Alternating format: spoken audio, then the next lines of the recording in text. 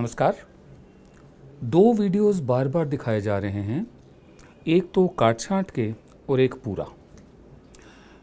एक वीडियो में सीआरपीएफ के जवानों पर कश्मीर में कुछ लड़के फप्तियां कस रहे हैं, उनको थप्पड़ मार रहे हैं, उनके साथ बदसलूकी कर रहे हैं, जो कोई भी नागरिक बर्दाश्त नहीं कर सकता। दूसरे वीडियो में राष्ट्रीय राइफल की जीप के बोनट पर एक ऐसे कश्मीरी को बांधकर घुमाया जा रहा है जो स्टोन पेल्टर नहीं था, जिसने पत्थर नहीं फेंके थे, वो तो वोट देकर आया था। और साथ में ये कहा गया कि जो पत्थर फेंकेंगे उनका यही हश्र होगा। यानी एक इंसान को, जिंदा इंसान को शील्ड बनाकर, ह्यूमन शील्ड बनाकर ये मैसेज दिया जा रहा है। कोई भी सेल्फ रिस्पेक्टिंग आर्मी ऐसा नहीं कर सकती है और कोई भी प्रबुद्ध नागरिक ऐसी बात को मंजूर नहीं कर सकता है, क्योंकि ये मामला टिट फॉर टैट नहीं है। हमारी फ़ौजों ने बहुत संयम दिखाया है जम्मू कश्मीर में। हकीकत ये है कि कोई बड़े हथियार इस्तेमाल नहीं किए हैं। जब भी पाकिस्तानी टेररिस्ट आते हैं, हमला करते हैं, या यहाँ के ही कुछ लोग जो नौजवान हैं उनसे आमना सामना होता है, तो कोई बड़ी वेपनरी इस्तेमाल नहीं की गई है, कोई तोपें इस्तेमाल नहीं की गई हैं। क्यों? क्योंकि जो स्टेट होती है, जो राज्य होता है, उसका ये धर्म होता है, उसकी निगाहों में सब नागरिक बराबर हैं। जहाँ पर दो किस्म की समस्या चल रही हो कि एक तो जो मिलिटेंट्स हैं उन्होंने हाथ में हथियार उठा रखा हो, तो वहाँ उसका समुचित जवाब ही देना होता है। फ़ौज चाहे तो क्या नहीं कर सकती। सिर्फ AK-47 तो हथियार नहीं होता ना, बहुत ज़्यादा हथियार होते हैं, लेकिन यहाँ पर संयम से हमारी फ़ौज काम लेती आई है। ये काम इल्लीगल था, गैर कानूनी था, इसका कोई औचित्य नहीं बनता है। दिक्कत ये है कि दो किस्म की स्थिति बन रही है जम्मू कश्मीर में। एक तो बन रही थी स्थिति जिसमें हथियार उठाने वालों का सामना करना है फ़ौज को, और दूसरी जो उनका पॉलिटिकल मैसेज है उसको कैसे डिफ्यूज़ किया जाए, उसको कैसे ख़त्म किया जाए। फ़ौज पहला काम तो बहुत कामयाबी से करती आई है। करीब 8,000 फ़ौजी शहीद हो चुके हैं और करीब 13,000 सिविलियंस भी मारे गए हैं जो भारतीय हैं। फिर भी संयम से काम लेती आई है फ़ौज। बड़े हथियार इस्तेमाल नहीं किए। जहाँ जहाँ घटनाएं हुई हैं, फ़ौज के ख़िलाफ़ FIRs भी दर्ज हुई हैं। CRPF के ख़िलाफ़ FIR दर्ज हुई हैं, राष्ट्रीय राइफल्स के ख़िलाफ़ FIR दर्ज हुई हैं। कानूनी कार्रवाई वहाँ भी चल रही है। ये तो स्टेट का रोल रहा है कि जहाँ पर डिस्टर्बेंस है उसको कैसे हैंडल किया जाए, कैसे टैकल किया जाए। ये सीमा नहीं है। और सामने पाकिस्तानी आमने सामने हो तो और बात है, ठीक है, तब आर पार की लड़ाई होती है। ये अपने ही देश में, अपने ही एक राज्य में, अपने ही लोगों के साथ आमना सामना हो रहा है। इसमें इस तरह का संयम ज़रूरी होता है, जो कल नहीं दिखा। दूसरी बात जो मैं ये कहना चाहता हूँ, कोई भी देश किस तरह से अलहदा कर सकता है एक हिस्से को। अगर हम कश्मीर के बारे में ऐसा सोचें तो इसका मतलब ये भी है कि हम 2 नेशन थ्योरी को मंजूर कर रहे हैं, जो मोहम्मद अली जिन्ना की थ्योरी थी कि धर्म ही आधार हो सकता है, या धर्म भी एक आधार हो सकता है नया देश बनाने के लिए। ये 2 नेशन थ्योरी गलत साबित हुई थी सन 71 में, जब बांग्लादेश बावजूद एक पाकिस्तान का हिस्सा होने के, जहाँ मेजॉरिटी सारी मुसलमान ही थे, बावजूद उनसे अलग हुआ। तो 2 नेशन थ्योरी गलत साबित हुई। अगर हम इस ढंग से देखते हैं, या लोग इस ढंग से देखें कि मेजॉरिटी चाहती है कि वो यहाँ ना रहे, तो हम तो फिर मान गए ना। राज्य ने मान लिया, देश ने मान लिया, लोगों ने मान लिया कि हाँ 2 नेशन थ्योरी ठीक थी, पार्टीशन ठीक था। अब आमने सामने जो हो रहा है इस वक्त, उसका जो दूसरा हिस्सा है कि जो एक्सट्रीमिस्ट हैं उनके पॉलिटिकल मैसेज को, उनके राजनीतिक संदेश को, उनकी विचारधारा को काउंटर कैसे किया जाए। वो फ़ौज का काम तो नहीं है, वो नेताओं का काम है, पॉलिटिकल क्लास का काम है। अफसोस की बात यह है कि राज्य सरकार भी और केंद्र सरकार भी बिल्कुल अपने हाथ खींच कर बैठे हुए हैं, जैसे कि अगर समस्या है तो उसको भूल जाओ, वक्त के साथ ये समस्या अपने आप सॉल्व हो जाएगी, इसका हल निकल आएगा। बहुत उम्मीद थी कि पहली दफ़े जम्मू कश्मीर में ऐसी सरकार बनी है जो BJP और PDP की सरकार है। जम्मू ने PDP को वोट नहीं किया था और घाटी ने BJP को वोट नहीं किया था। लिहाजा दोनों का हाथ मिलाकर सरकार बनाने से ये उम्मीद बनी थी कि शायद कुछ हल निकलेगा, कुछ शांति आएगी, लेकिन हालात बद से बदतर होते गए हैं।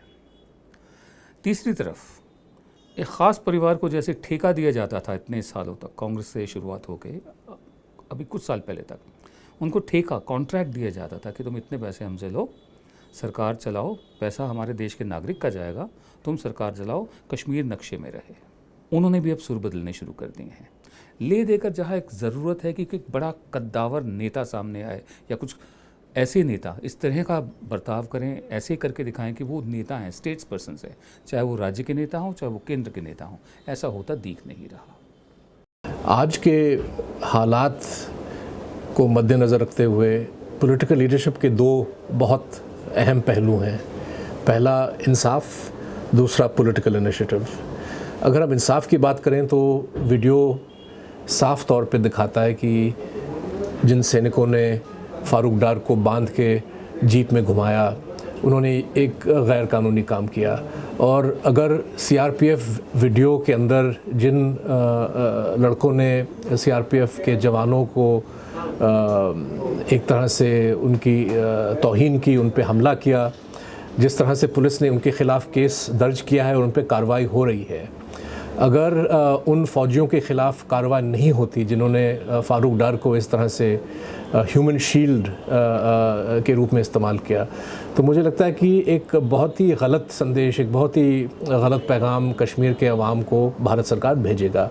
और वो पैगाम क्या है कि हिंदुस्तान के अंदर कश्मीरियों के लिए इंसाफ की जगह नहीं है, इंसाफ शायद नहीं मिल सकता। मुझे लगता है कि ये संदेश किसी भी हालत में भारत सरकार को नहीं भेजना चाहिए। और अगर हम पॉलिटिकल इनिशिएटिव की बात करें तो पिछले 10-15 साल से, वाजपेयी के टाइम से अगर हम देखें तो बहुत सारे जो मतलब इनिशिएटिव्स लिए गए। वाजपेयी साहब ने इंसानियत की बात की, कश्मीरियत की बात की, लेकिन वो पॉलिटिकल इनिशिएटिव को ज़्यादा आगे नहीं ले पाए। मनमोहन सिंह साहब ने कुछ इनिशिएटिव्स दिखाए, लेकिन वो भी हाथ धो के पीछे हट गए। जब मोदी और मुफ्ती के बीच में समझौता हुआ और श्रीनगर में पीडीपी और बीजेपी की सरकार बनी, तो एक उम्मीद थी कि आखिरकार कुछ इनिशिएटिव लिया जा सकता है। एजेंडा फॉर गवर्नेंस दस्तावेज़ में पॉलिटिकल डायलॉग की बात भी की गई, लेकिन अब तकरीबन 2-2.5 साल बीत चुके हैं, मोदी सरकार ने कोई ऐसे कदम नहीं दिखाए और लगभग उनकी नीति यही लग रही है कि हाथ धो के बैठो, कुछ करो मत, और कुछ करो मत, इसी से जो है समाधान निकलेगा। लेकिन इतना ये जो पॉलिसी है इनकी इतना गलत साबित हो चुका है ऑलरेडी, और आने वाले दिनों में अगर ये लोग इनिशिएटिव नहीं लेते, पॉलिटिकल इनिशिएटिव, तो सिचुएशन और बिगड़ने की उम्मीद है। हम सिर्फ इतना करना चाहेंगे प्रधान सेवक से कि आप देश के प्रधानमंत्री भी हैं, सिर्फ बीजेपी के प्रचार मंत्री नहीं हैं। अभी भी वक्त है कि ऐसा कुछ प्रक्रिया आप शुरू करें, क्योंकि पहले की प्रक्रियाओं पर लोगों का विश्वास उठ चुका है। एक कमेटी बनाई थी जिसमें ये राम जेठमलानी, एमजे अकबर वगैरह थे, वो जाकर बात करने गए थे केंद्र सरकार के बिहाफ पर, उनकी बात नहीं सुनी गई। फिर दूसरी कमेटी बनाई गई भी हाल ही में, जिसमें दिलीप गांवकर थे, प्रोफेसर राधा कुमार और प्रोफेसर मोहम्मद अंसारी थे, उनको भी गंभीरता से यहाँ नहीं लिया गया, तो लोगों का विश्वास उठ जाता है। प्रधान सेवक साहब, राज्य में भी सरकार आपकी है, केंद्र में भी आपकी है। अब एक तो ओनस आप पर है, जिम्मेदारी आप पर है कि इसको किस ढंग से, किस तरह से आप इसको सॉल्व करते हैं या सिचुएशन को डिफ्यूज़ करते हैं। उसमें पता चलेगा कि आप राजनेता कितने हैं और प्रचारक सिर्फ नहीं हैं, आप राजनेता भी हैं, राजधर्म निभाना जानते हैं। दूसरे, जो लोग कश्मीर में रहते हैं, जिम्मा उनका भी है। उन्हें मालूम है कि पाकिस्तान के साथ उनका कोई भविष्य नहीं है। उन्हें ये भी मालूम है कि आज़ादी वो नहीं ले सकते, ना ही उनको कोई थाली में रख कर देगा। भारत से वो नफ़रत करते हैं। उन्हें चुनना है कि वो चाहते क्या हैं। रास्ता एक ही है, बाकी अगर एक के बाद एक पीढ़ियाँ बर्बाद करनी है तो और बात है। जॉर्ज बर्नार्ड शॉ का एक प्ले है, उसमें एक डायलॉग है, liberty means responsibility, that's why most people dread it. आज़ादी का मतलब जिम्मेदारी होता है, इसलिए लोग कतराते हैं आज़ादी से। वो विचारों के गुलाम बने रहना चाहते हैं, वो जो गुरु ने बता दिया वही लेकर हज़म कर जीते रहना चाहते हैं और आने वाली पीढ़ी को वही देना चाहते हैं।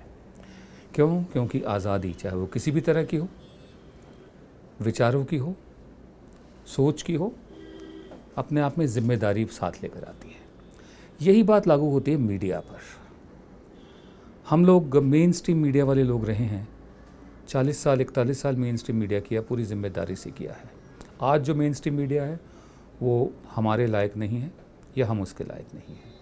दूसरी तरफ सोशल मीडिया जब से लोगों के हाथ में आया है, उसका एक तरह से डेमोक्रेटाइजेशन हुआ है। बहुत वाहियात किस्म का इस्तेमाल भी हुआ है सोशल मीडिया का।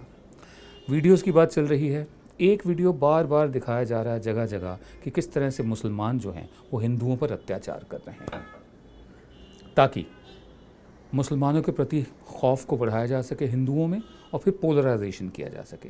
हकीकत ये है कि वो वीडियो बांग्लादेश का वीडियो है, भारत का वीडियो नहीं है। अमेरिका का एक फैक्ट टैंक है, जैसे थिंक टैंक होते हैं, एक फैक्ट टैंक है, उसका नाम है प्यू रिसर्च सेंटर। प्यू रिसर्च सेंटर की जो रिसर्च है उसकी बहुत इज्जत है दुनिया में, उसको विश्वसनीय माना जाता है और लोग उसका बहुत इस्तेमाल करते हैं। उसके मुताबिक उसने एक सर्वे निकाला है, असहिष्णुता, इंटॉलरेंस, और वो भी धर्म के नाम पर इंटॉलरेंस। जितने देश की लिस्ट है उसमें भारत का नंबर चौथा है, भारत चौथे नंबर पर है कि यहाँ धर्म को लेकर बहुत ज़्यादा इंटॉलरेंस है। इसमें धर्म को लेकर जो क्राइम होते हैं वो भी आते हैं। इसमें आजकल जो धर्म के नाम पर लाठी लेकर पिटाई और टूट पड़ना किसी ख़ास कम्युनिटी पर, और लोगों के फ्रिज चेक करना, क्या खा रहे हो, क्या नहीं खाया जाएगा, क्या पहना जाएगा, कितने बजे सोया जाएगा, गोवा में ऐसा हुआ है, ये तमाम बातें आती हैं। प्यू रिसर्च सेंटर की रिसर्च के मुताबिक जो धर्म के नाम पर असहिष्णुता है, इंटॉलरेंस है, जिसकी वजह से सब कुछ होता है, मार कुटाई भी हो रही है, नफ़रत भी पैदा की जा रही है, सीरिया सबसे पहले नंबर पर है, उसको 10 में से 9.2 दिए गए हैं। दूसरे नंबर पर नाइजीरिया आता है 9.1, 9.1। तीसरे नंबर पर इराक आता है जहां रिलीजियस इंटॉलरेंस सबसे ज़्यादा है, और चौथे नंबर पर हम आते हैं। हम जो बड़े पॉम्पस हैं, ख़ुद को मतलब अहिंसक शांतिप्रिय देश मानते हैं, बड़े गर्व से हम 5000 पुरानी सभ्यता की बात करते हैं, और फिर हम ये कहते हैं कि हमने कभी भी किसी और देश पर हमला नहीं किया हज़ारों सालों में। हम आपस में ही लड़ते मरते रहे हैं, दरअसल हम आपस में ही एक दूसरे पर हमला करते रहे हैं। छोटे मोटे राज्य, रजवाड़े, रियासतें, ये आपस में ही लड़ते मरते रहे हैं।